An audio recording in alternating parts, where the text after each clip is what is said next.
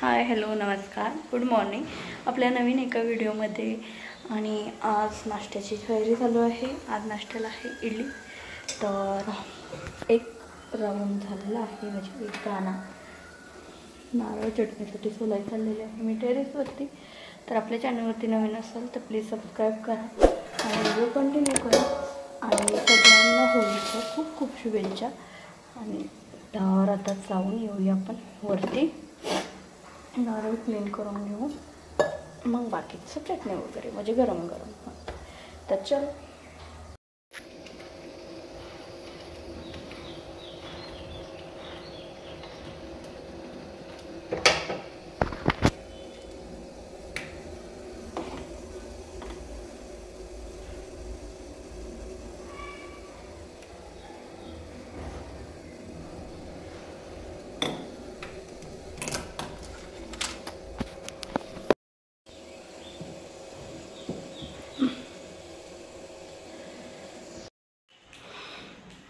तर काही आत्ता घेऊन आलेले आहे मी बाजार, आणि भरपूर उशीर झाला। तर या अगोदर सकाळी पण चटणी 2 नारळ आणले होते, तर त्यामध्ये हे ठेवून देते, नाही तर सगळ्या घरात परत कचरा व्हायचा असं होतं। आणि सामान साईडला काढून ठेवते, जे इथे लागते ते इथे आणि बाकीचं ठेवून द्यायचं साबण वगैरे। तर इकडे टाकलेले आहे 1 किलो 1 kg डाळ, कारण आमच्या शेटला पुरणपोळी फार आवडते नंतर पण, त्यामुळे मी 1 किलो टाकलेले आहे।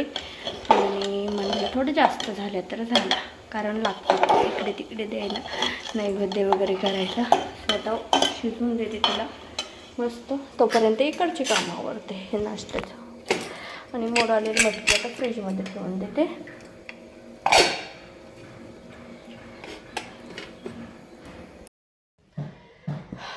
तर गाईच आज होळी आणि मला झोप लागलेली आहे, आणि टाचा पण भरपूर दुखतात आहेत। मला उभं राहून तर काही करावंच वाटत नाही, आता भरपूर दमल्यासारखं झालेलं आहे।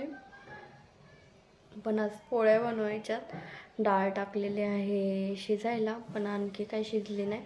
कुकर कधी शिट्टी देतो कधी नाही देतो हा त्याचा प्रॉब्लेम आहे।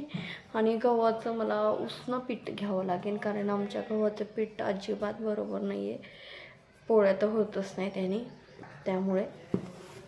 आणि आणखी मला भरपूर काम आहे, पण रात्री मला 1 वाजली झोपायला, आणि सकाळी पण लवकर उठले, त्यामुळे माझी काही झोप झाली नाही, आणि असं मी दमल्यासारखं झालेलं आहे।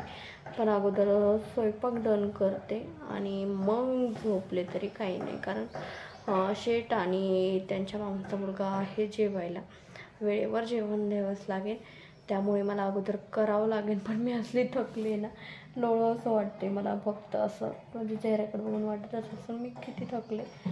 तर आता मी खाली जाते, वाळत घातलेले कपडे घेऊन येते, आणि त्याबरोबर पीठ आणते, म्हणजे कसं एकदा गेले खाली की मग झालं, मळून ठेवते।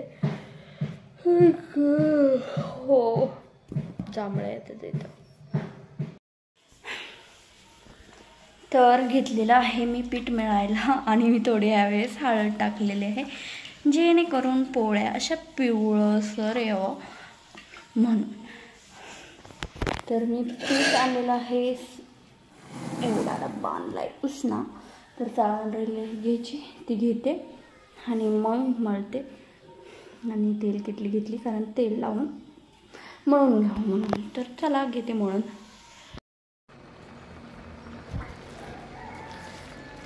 तर इथे गूळ घातलेला आहे मी, आणि गॅस आणखी स्लोच आहे, त्याला आणखी पाणी फुटायचं आहे, कारण कमी गॅसवरती आहे म्हणून।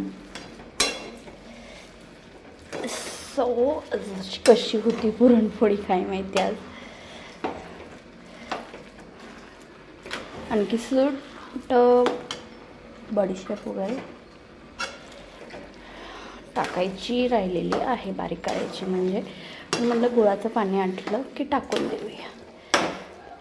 आणि 1 kg डाळ 1 kg गूळ टाकलेला आहे, थोडा कमी 1 kgला एकदम कमी, म्हणजे 100 ग्रॅम असं कमी घेतलेलं आहे, कारण गुळवणीला काढलेलं आहे बाजूला।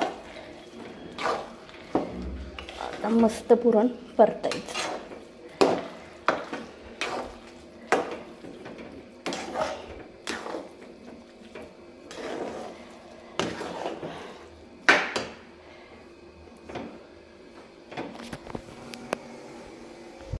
काहीच पुरण परतून झालेलं आहे आणि म्हणजे घट्ट बरोबर झालेलं आहे, नाहीतर मग पोळ्यातून बाहेर येण्याची शक्यता असते. सो आता गरम गरम वाटल्यानंतर पटपट वाटतं, म्हणून मी अगोदर लगेच वाटायला घेते, नाहीतर मला मग जास्त ताण पडेल म्हणून. तर चला वाटून घेऊया आपण. आणि याला थोडंसं असं झाकून ठेवते कारण ते गरम राहावं म्हणून. आणि तांब्या घेते आणि तांब्याने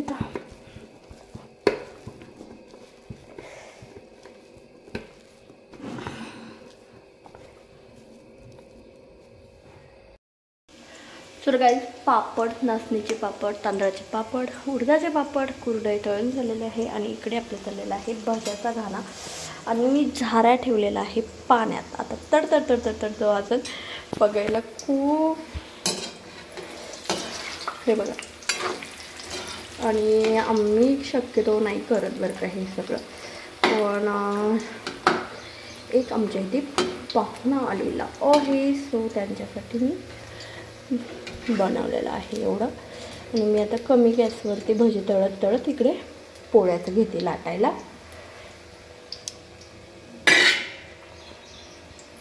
अशा लाईन येतात आपल्याला, एकदा 5 मिनिटात करून देतात. हां पातळ असं. तर काही जेवण झालं. आता म्हटलं अगोदर भांडी घासून घ्यावी आणि मगच निवांत व्हावं, कारण आता 3 वाजलेले आहेत. तिकडे थोडा पसारा आहे तर ताट केलेला आहे, अनुज भाई यांना द्यायचे. आणि इकडे थोडं शेट राहिलेलं आहे जेवायचं, बाकीचं काढून ठेवलेलं आहे. आणि आता मी भांडी घासून घेते पटपट. आणि आज 3 कशा वाजल्या कामात तेच कळले नाही मला. तर गाईज आत्ता रिलॅक्स झालेले आहे आणि आजच्या लोळल्यापासून टाच आणि कंबर दुखते ना, नको झालेले आहेत. पण आणखी शेट जेवण करते तर एवढ्यात भांडी क्लीन केली परत. आणखी थोडेसे भांडे पडतात आता नंतर. आता मी थोडा आराम करणार आहे कारण मला त्याची गरज आहे, एवढं ते होते.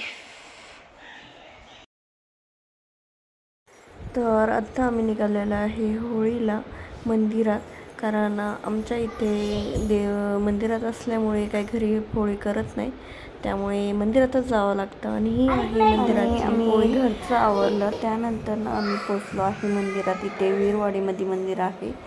आणि माझं चाललं होतं प्रदक्षिणा घालायच्या, 7 प्रदक्षिणा घालायच्या आणि नंतर हे करायचं. आणि आमच्या इथे छोट्या मुलाला मी व्हिडिओ काढायला लावला होता, छकुल्याला.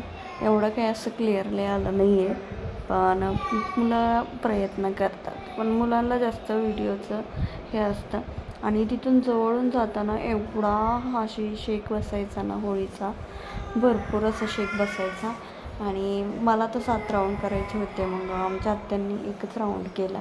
आणि यावेळेस आम्ही जरा लवकर गेलो होतो ना, त्यामुळे एवढं काही असं हे नव्हतं झालं. आणि गेल्या वर्षी भरपूर मोठी होळी होती, या वर्षीपेक्षा जास्त मोठी अशी होळी होती.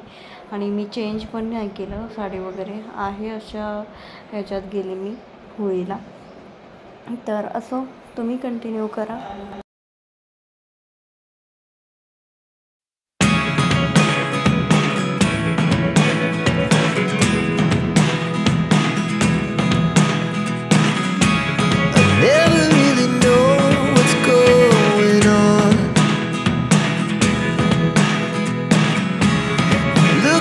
Sometimes like all you want to do is run.